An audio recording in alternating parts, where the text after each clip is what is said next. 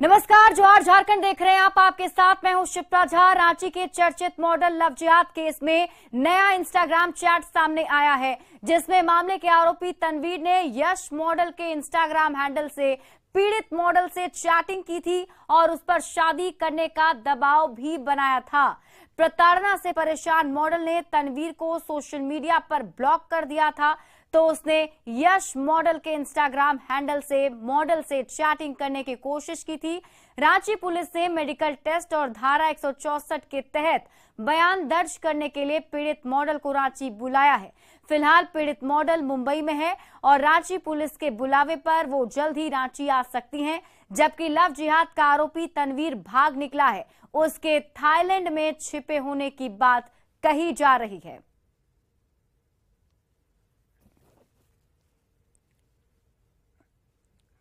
बहुचर्चित model love जिहाद case में रांची पुलिस की जांच लगातार आगे बढ़ रही है।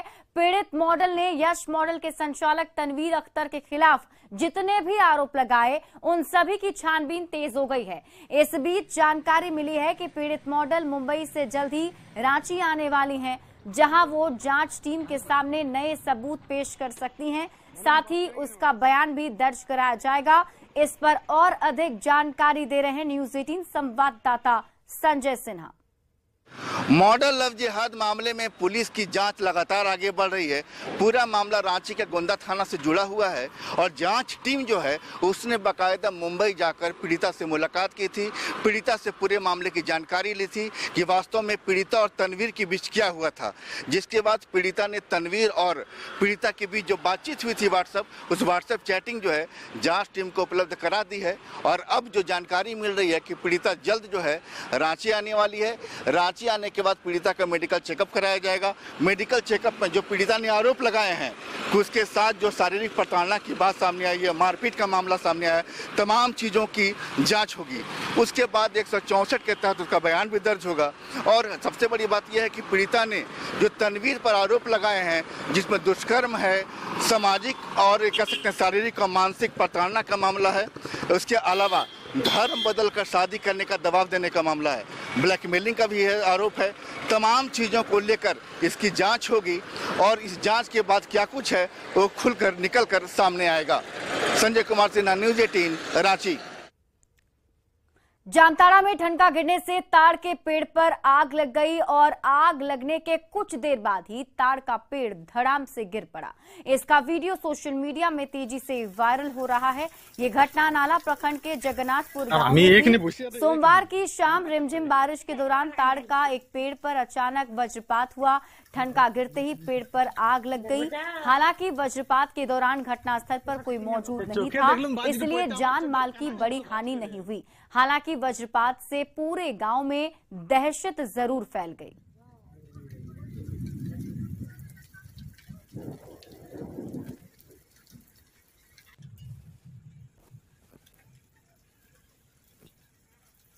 और ये तस्वीर हम आपको दिखा रहे हैं जो फिलहाल सोशल मीडिया पर वायरल हो रहा है। देखिए किस तरीके से ठनका गिरा और ताड़ के पेड़ में अचानक से आग लग गई, जिसके बाद ताड़ का पेड़ कुछ ही देर के बाद धड़ाम से जमीन पर गिर जाता है और वज्रपात होते ही आग की लपटों से घिर जाता है ये ताड़ का पेड़।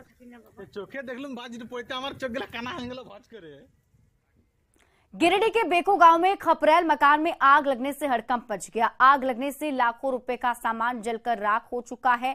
बेको गांव निवासी मनोज सिंह के घर पर आग लग गई थी और शॉर्ट सर्किट को आग लगने की वजह माना जा रहा है। घर में जब आग लगी थी उस समय अंदर बच्चे थे। आग लगने से वो घर के कोने में डरकर खड़े हो गए। परिजनों ने उन बच्चों को आग में जल रहे घर से बाहर निकाला। गाँव वालों ने घंटों की कड़ी मशक्कत के बाद आग पर काबू पाया, पर तब तक घर का सारा सामान जलकर बर्बाद हो चुका था। और ये तस्वीर हम आपको उस वक्त की दिखा रहे हैं जब घर में आग लगी थी। देखिए खपरेल के मकान से किस तरीके से आग की लपटें उठती हुई दिखाई दे रही हैं। कड़ी मशक्कत के बाद वहां पर मौजूद लोगों ने आग पर काबू पा लिया, लेकिन आग में सब कुछ जलकर राख हो गया है। पलामू में 5 गाड़ियों के बीच आपस में जोरदार टक्कर हो गई और इसके चलते नेशनल हाईवे नंबर 98 के कई घंटे तक जाम रहा और सड़क पर गाड़ियों की लंबी लाइन लग गई। इस हादसे में हाइवा का ड्राइवर गंभीर रूप से घायल हो गया है। ये दर्दनाक हादसा छतरपुर की सुल्तान घाटी के पास हुआ, जहां 4 लेन रोड का कंस्ट्रक्शन चल रहा था और तभी अचानक हाइवा और ट्रक समेत 5 गाड़ियां आपस में ही टकरा गई। इसके चलते घंटों आवागमन बाधित रहा, जबकि हाइवा के ड्राइवर को चोट भी आई है। गांव वालों की मदद से घायल ड्राइवर को छतरपुर के अनुमंडल अस्पताल में भर्ती कराया गया है।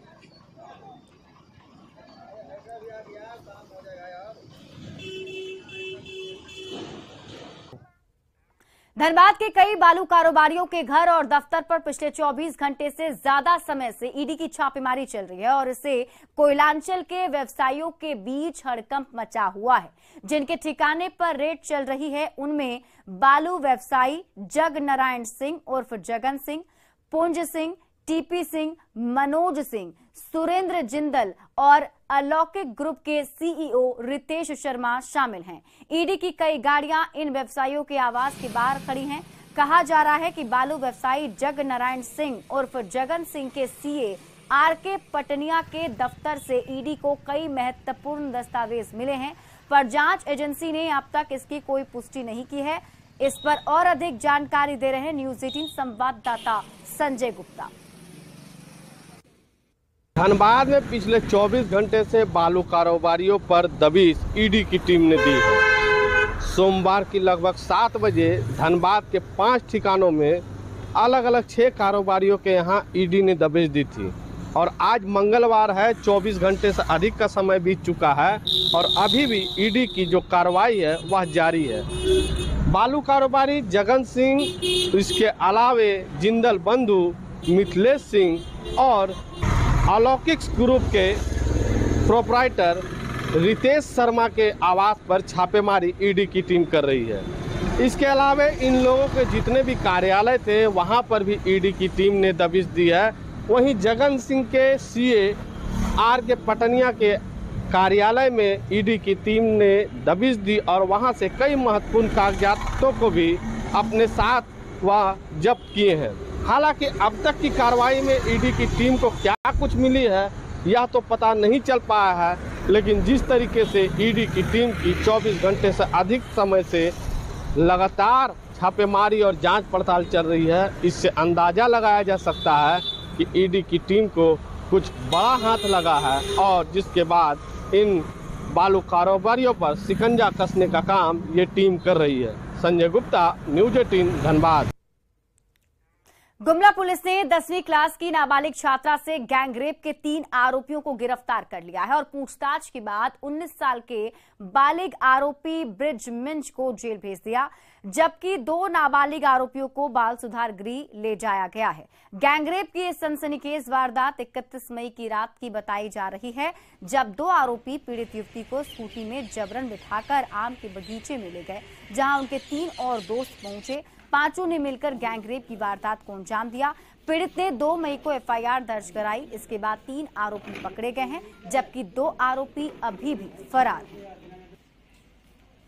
दर्ज की गई प्राथमिक दर्ज के बाद पुलिस थाना प्रभारी मनोज कुमार त्वरित कार्रवाई करते हुए अपने साथ पुवानी संचित कुमार और सदस्य के साथ जाकर वहां पर छापामारी की। छापामारी के क्रम में 2 नाबालिग बालक को निरुद्ध किया गया और एक ब्रिज मिंज जो घोगरा रहने वाला है उसको गिरफ्तार किया गया है। सभी लोगों ने अपना अपराध स्वीकार किया है। सभी को न्यायिक हिरासत में दिया जा रहा है और लड़की को CWC में प्रस्तुत करते हुए आगे कार्रवाई की जाएगी। गढ़वा के श्री बंशीधर नगर कचहरी में छत्तीसगढ़ से लाई गई 2 आदिवासी लड़कियां ट्रैफिकिंग का शिकार होने से बच गई। इन दोनों आदिवासी लड़कियों को छत्तीसगढ़ के अंबिकापुर से लाया गया था। दलालों के जरिए इन लड़कियों की शादी मध्य प्रदेश के ग्वालियर के 2 युवकों से तय की गई थी। दोनों दुल्हों के परिजन भी श्री बंशीधर नगर कचहरी पहुंच गए थे, पर लड़कियों के परिजनों का अता पता नहीं चला। जैसे ही ये खबर फैली वैसे ही भीड़ जुटने लगी और हंगामा शुरू हो गया, तो दलालों ने दोनों लड़कियों और युवकों को वहां से भगा दिया। पर श्री बंशीधर नगर पुलिस ने दलाल और दोनों युवकों को हिरासत में ले लिया है, जबकि ट्रैफिकिंग से बची आदिवासी लड़कियों को भी छुड़ा लिया गया है। मामला कितना संगीन है। लड़का ग्वालियर का है और अगुआ जो है वह झांसी का है और कुशजड़ का है। मुझे आशंका है कि यह धंधा रोज हो रहा है और प्रशासन चाहे तो जान रही है या अनजान बनी हुई है। और यह नगर उटारी का मामला नहीं है, पूरे झारखंड का मामला है। पूरे झारखंड में लव जिहाद और आदिवासी दलित की बेटियों को बहला फुसला करके नाबालिग लड़की को ले आकर के लोग शादी कराना चाहता है। लड़का से मैं जब बात किया, पूछा भाई लड़की कहाँ की है, तो मुझे मालूम नहीं। गुमला पुलिस ने एक स्कॉर्पियो से रांची से लाए जा रहे 218 पीस प्रतिबंधित नशीली ऑनरिक्स कफ सिरप बरामद किया है। साथ ही स्कॉर्पियो पर सवार 2 युवकों को गिरफ्तार भी किया है। गिरफ्तार दोनों युवक शहर के आजाद बस्ती निवासी अमजद अंसारी व अहमद लेन निवासी सरवर उर्फ सोनू शामिल है। दोनों युवकों से पूछताछ के बाद जेल भेज दिया गया। दरअसल पुलिस को गुप्त सूचना मिली थी कि स्कॉर्पियो से भारी मात्रा में प्रतिबंधित नशीली दवा रांची से गुमला लाई जा रही है, जिसके बाद टीम ने उन्हें खदेड़कर पकड़ लिया। गुप्त सूचना मिली कि एक सिल्वर कलर का स्कॉर्पियो जिसका नंबर है JH07J0227 में भारी संख्या में ऑनरिक्स प्रतिबंधित सिरप को लेकर गुमला की ओर आ रहा है। इस सूचना का सत्यापन आवश्यक करवाया तो तुरंत हमारे पुलिस थाना प्रभारी द्वारा एक टीम का गठन किया गया। रांची में उत्पाद अधीक्षक ने फर्जी मेल आईडी के दुरुपयोग का मामला दर्ज कराया है, जिसे लेकर पुलिस अब जांच करने में जुट गई है। उत्पाद आयुक्त के फर्जी मेल आईडी के जरिए शराब व्यवसायियों को गुमराह कर ठगी का प्रयास किया जा रहा था। शराब दुकान अलॉट करने के नाम पर शराब व्यवसायियों को फर्जी मेल भेजा गया था। बता दें कि किनाज स्प्रिट की तरफ से इस तरह के फर्जी मेल भेजने का मामला सामने आया था। स्पिरिट्स के जो ओनर हैं रतौला, उनके माध्यम से कुछ फेक ईमेल आईडी बना करके एक्साइज कमिश्नर के नाम से एक ईमेल मंगाया गया था कि भाई डिपार्टमेंट शॉप से अलॉट कर रही है, जिनको अप्लाई करना है वो मेरे थ्रू कर सकते हैं। जबकि वो ईमेल आईडी भी फेक था और ऐसा विभाग में कोई अभी नीति है नहीं कि किसी दूसरे व्यक्ति के थ्रू किसी को शॉप अलॉट किया जाए। तो जब ये सब मामला संज्ञान में आया तो पहले इंटरनल इन्वेस्टिगेशन में ये क्लियर हुआ कि मतलब ये फ्रॉड कर रहा है जो भी व्यक्ति है। तो इसीलिए इसको ध्यान में रखते हुए हम लोगों ने एफआईआर करने का निर्णय लिया। धनबाद के धैया में अपराधियों ने मोटर पार्ट्स व्यवसायी संजीवानंद ठाकुर को गोली मार दी है। उनके पीठ में गोली लगी है। धनबाद के निजी अस्पताल में प्राथमिक उपचार के बाद उन्हें दुर्गापुर के मिशन अस्पताल में रेफर कर दिया गया। संजीवानंद ठाकुर बैंक मोड़ के नया बाजार में दुकान बंद कर अपने स्थित घर लौट रहे थे, तभी उनका भाई विद्यानंद बाइक चला रहा था।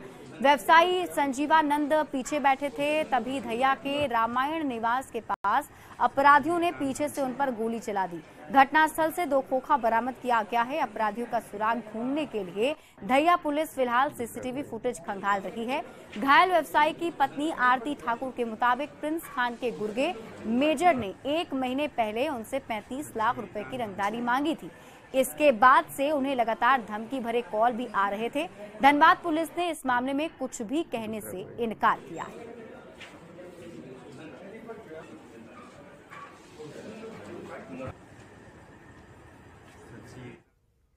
गर्मियों की छुट्टियों के बाद सरकारी स्कूल खुल गए हैं, लेकिन भीषण गर्मी में स्कूल खुलने से बच्चों को काफी परेशानी हो रही है।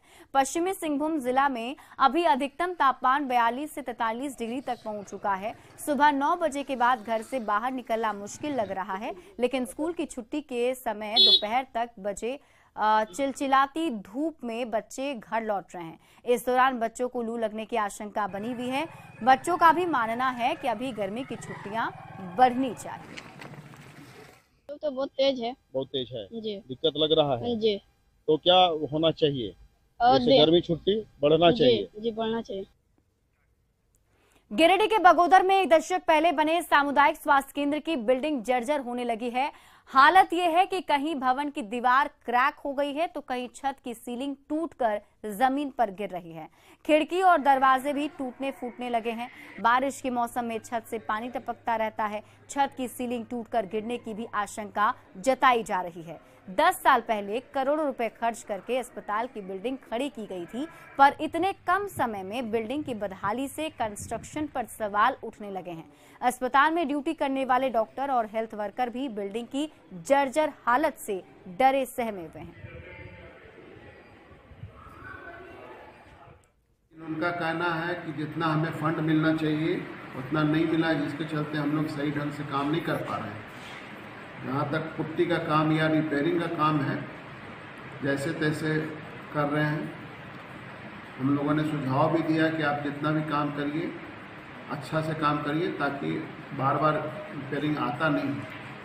अभी 2 साल पहले रंग पेंट हुआ, उसमें भी जैसे तैसे करके लोग चले गए, और अभी भी हो रहा है, उसी तरह का कार्य हो रहा है।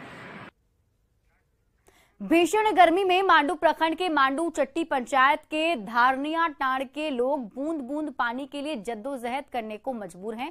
आदिवासी बहुल्य गांव के लोग अहले सुबह पानी के जुगाड़ में निकल जाते हैं और 1 किलोमीटर का सफर करने के बाद उन्हें दाड़ी यानी कि गड्ढे में जमा दूषित पानी नसीब होता है, जिससे पीकर ग्रामीण बीमार भी पड़ते जा रहे हैं। गांव के अधिकांश कुआं चापाकल सूख चुके हैं। रामगढ़ से संवाददाता जावेद खान की ये रिपोर्ट देखिए। मौजूद हूँ मांडू प्रखंड के अति सुदूरवर्ती धरनिया ताड़ में। आप हमारे पीछे देख सकते हैं, यहाँ के ग्रामीण दाड़ी का पानी पीने को बाध्य हैं। ये पानी पूरी तरीके से दूषित आप देख सकते हैं। सुबह से शाम तक यहीं पर ग्रामीण जुटते हैं, पानी के आस में आते हैं। इनका कहना है कि इस गांव का चापाकल कुआं पूरे तरीके से सूख चुका है। ऐसे में हम कुछ ग्रामीणों से बात कराएंगे कि किस तरह की परेशानी उनको हो रहा है। क्या नाम है आपका? किरण देवी। क्या दिक्कत है यहाँ पानी का दिक्कत है। क्या दिक्कत है? पानी का दिक्कत। कुआं चापाकल सब सूख गया, सोलर लगा है, टंकी उनकी सब उसी तरह नहीं चलता, पानी ऐबे नहीं करता है। नहीं आता है? नहीं आता। पानी गंदा पानी ले जाती है। हाँ, तो क्या करेंगे, पीने के लिए मर तो थोड़ी ना जाएंगे। और जाते उधर बहुत दूर पानी लाने के लिए। कितना दूर जाती है?